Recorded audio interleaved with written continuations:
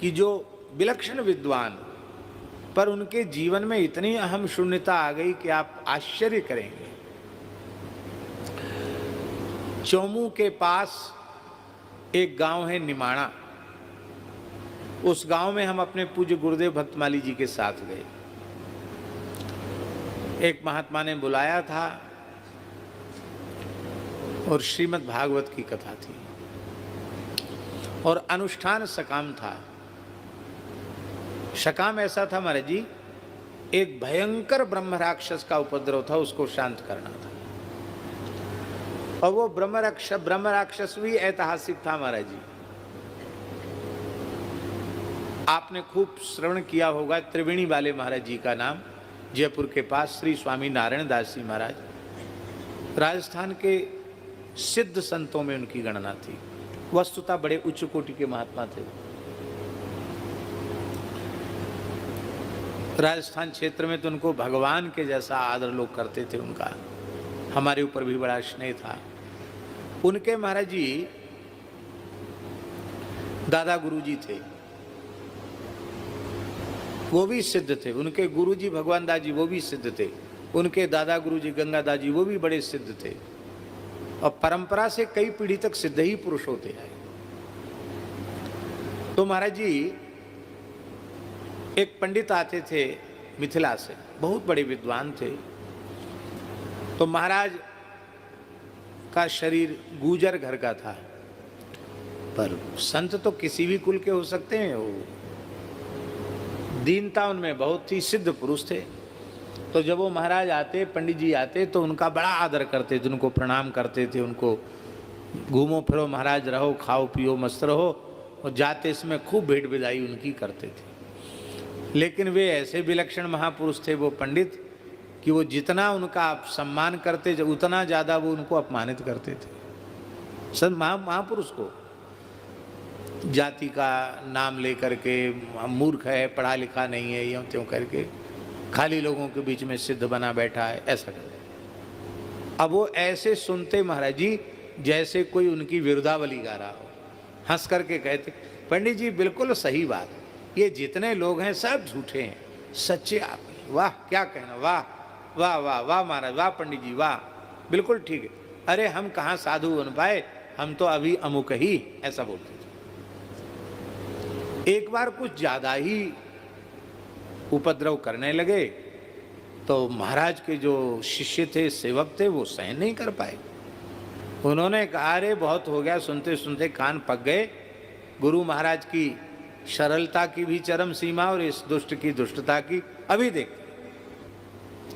अरे राम राम के ऊपर प्रहार मत करना, कुछ अपमान नहीं करना। अरे वो कैसे कैसे बोल रहा है, सब साधुओं को गाली दे रहा है। वो महाराज जी सिद्ध पुरुष थे, उनके मुंह से निकल गया, क्या करें बेचारा पागल हो गया। बस इतना कहती वो शास्त्रों के चूड़ांत विद्वान पागल हो गए। तो पागल होते होते, पागल तो कहीं से कहीं भटकते हैं। इन्होंने कहा भी कि भैया उसको पकड़ लो, इलाज कराओ, लेकिन वो तो अब अभिशाप लगा था, संत का अपराध।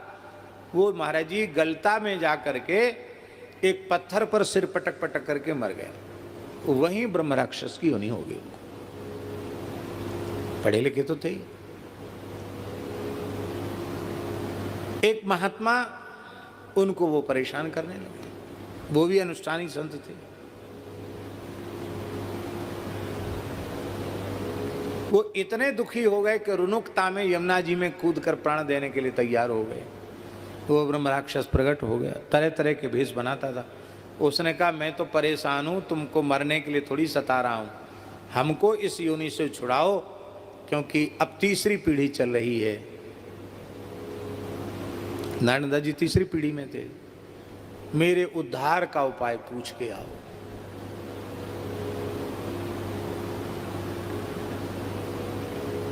वो आए महात्मा श्री नारायण दास जी महाराज के पास। महाराज हम बहुत परेशान हैं, ऐसी ऐसी बात है। उन्होंने कहा भागवत से ही सब समस्या का समाधान होता है। वो आता है तुम्हारे सामने तो उसको पूछना भागवत। तो आया, फिर आया, बोले क्या पूछा? उन्होंने भागवत बताया। अब मैं भागवत किससे कराऊं? तो महाराज जी वो ब्रह्म राक्षस बोला। कि वृंदावन में एक अमुक नाम के महापुरुष हैं, यदि वे भागवत सुना दें तो मेरा उद्धार हो। महाराज जी का नाम लिया उस ब्रह्म राक्षस ने। इनको भी सब पता रहता है कि हमारा उद्धार करने में कौन समर्थ है। भक्तमाली जी का नाम लिया, महाराज जी के पास संदेश भेजा कि हमारे तो प्राण चले जाए, नहीं तो आप आओ। तो हम भी महाराज जी के साथ गए। वो महात्मा महाराज जी परम अकिंचन, अब तो खूब समृद्ध हो गए वो, पर उस समय बहुत अकिंचन थे। फूस की झोपड़ी में रहते और हम लोग गए तो 2-3 किलोमीटर तो पैदल चल के वहाँ पहुँचे। तो हमारा सामान भी गुरु महाराज ने अपनी पीठ पर ले लिया। बोले पंडित जी खाली हाथ चल सकते हो कि नहीं? हमारा थैला भी अपने कंधे पर ले लिया। हम लोग वहाँ गए तो उस गांव में महाराज जी जहाँ खेत पे महात्मा भजन कर रहे थे वहाँ बिजली नहीं थी।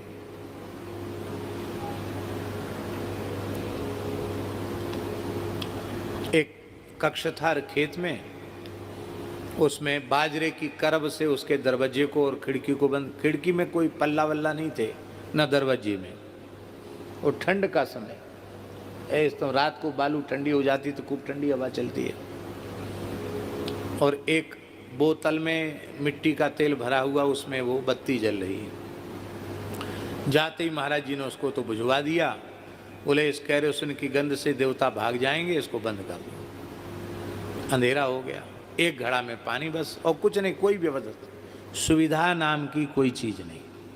एक भेड़ के उनका मोटा कंबल महाराज जी के तख्त पर, और नीचे हम लोगों के लिए बाजरे की करब, ऊपर से एक पुराना सा फर्श दरी, इस पे सो जाओ। हम थोड़े हताश उदास से हुए उनके, महाराज जी कहाँ आ गए? बोले देखो भगवान की कितनी कृपा है, सब रोगों की यही दवा, मिट्टी पानी और हवा। कितनी बढ़िया मिट्टी है राजस्थान की, बढ़िया छन छन के हवा आ रही है।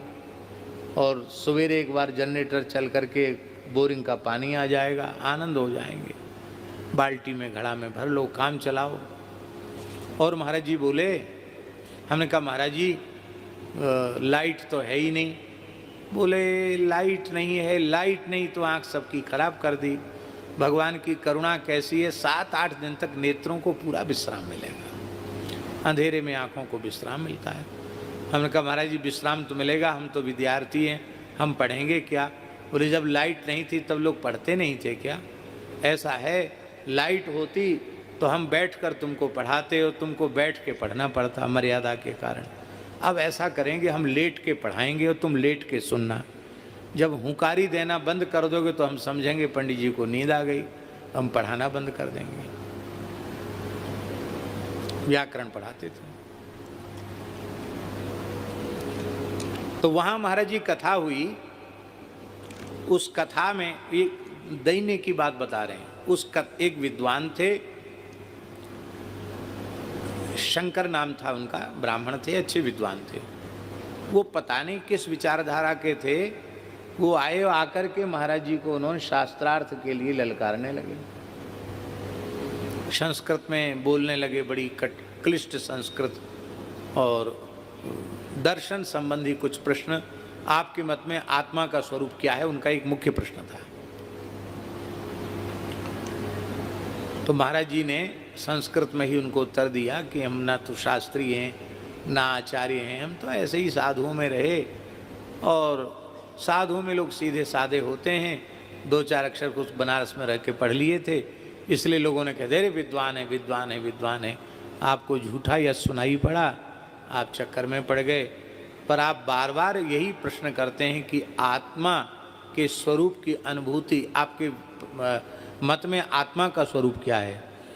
तो महाराज जी बोले कि आत्मवेत्ता महापुरुष की शरणागति के बिना आत्मस्वरूप की अनुभूति नहीं होती। बस इतना कहकर मौन हो गए,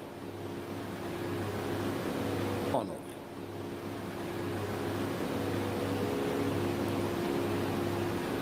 और गांव के लोग ताली बजा रहे हैं। ये बाबा महाराज स्वरूप में तो, वेशभूषा में तो एकदम सीधे साधे थे ही। अरे देवगांव के पंडित जी ने महाराज की बोलती बंद कर दी, कुछ नहीं बोल पाए, खाली दंडोत करते रह गए।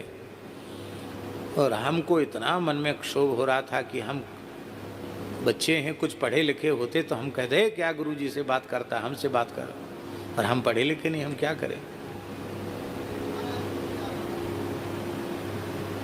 इसके बाद कथा आरंभ हुई। एक दिन महात्म हुआ तो 8 घंटे महाराज जी रोज कथा कहते थे। तो पहले दिन महात्म्य के बाद दूसरे दिन 4 घंटे में जब जन्माद्यस्य यतः की चर्चा महाराज जी ने, वो पंडित जी समझ गए कि ये जिसको हम समझ रहे थे ये अनपढ़ है। भागवत पूरी जो लगा लेते हैं उनसे पहला श्लोक नहीं लगता है। 2-2, 3-3 आवृत्ति लगाने वाले लोग भी पहला श्लोक नहीं लगा पाते हैं। महाराज जी ने 4 घंटे व्याख्या की। आंख बंद करके महाराज बोलते थे। तीसरे दिन तो वो चरणों में साष्टांग पड़ गए, बोले महाराज मैंने बड़ा भारी अपराध किया आपके प्रति, आपका तिरस्कार करके। महाराज जी बोले नहीं, आप विद्वान हैं, आप तो सबका आदर ही करते हैं, वस्तुतः हम पढ़े लिखे नहीं, यही कहा। बाद में वो ब्राह्मण परिवार सहित महाराज जी के शरणागत हो गया। तो जब रास्ते में आ रहे थे तो महाराज जी बोले पंडित जी आपके मन में क्या हो रहा था कि हम झगड़ा करेंगे। देखो झगड़ा करते तो घर में खीर मालपुआ जाके पाइए खाने को कहाँ मिलता। एक एक गमछा कपड़ा बेचारे ब्राह्मण ने दिया, थोड़ी बहुत साधु ब्राह्मणों को दक्षिणा भी दी, ऐसे विनोद में बोलते थे। इस सब से वंचित रह जाते, इसलिए कभी झगड़ा नहीं करना। हाँ, लिखा है वादो नावलंब्या, नारद जी के आज्ञा है, वाद विवाद में भक्त को नहीं पढ़ना चाहिए। कहने का आशय दास का केवल इतना है कि ऐसे महापुरुषों को भी देखा। हमसे कहते थे कि हम तो मध्यमा पास करने के बाद शास्त्री की परीक्षा तो दिए नहीं, पढ़े और चले आए, और फिर आप पढ़ाते नहीं है, सब विस्मृत हो गया है, ऐसा बोलते। और महाभाष्य तक कभी कोई कुछ भी पूछने आता तो बिना पुस्तक दे के बताने लग जाते। टीका की टीका उनको पता नहीं कैसे कंठस्थ थी। श्लोक ऐसे लगते विविध छंदों में जैसे उनको कंठस्थ हों, ऐसा उनका वैदुष्य था, ऐसी श्लोक रचना करते थे। और दैन्य ऐसा कि पता ही न चले कि ये पढ़े लिखे भी हैं। ये किसका प्रभाव था? कुल हियो होए चूर चूर नेक श्रवण लगाए हैं। ये जो भक्तमाल ग्रंथ का उन्होंने जीवन भर आश्रय लिया, भक्त चरित्रों का आश्रय लिया, टिप्पणी के रूप में उसको प्रकाशित किया, फिर उसके बृहद्भाष्य के रूप में प्रकाशित किया, तो भक्तों के चरित्र के अनुसंधान की ही यह दिव्य महिमा थी कि ऐसा वैदुष्य होते हुए भी उनमें अपने ज्ञान के अहंकार की गंध नहीं थी।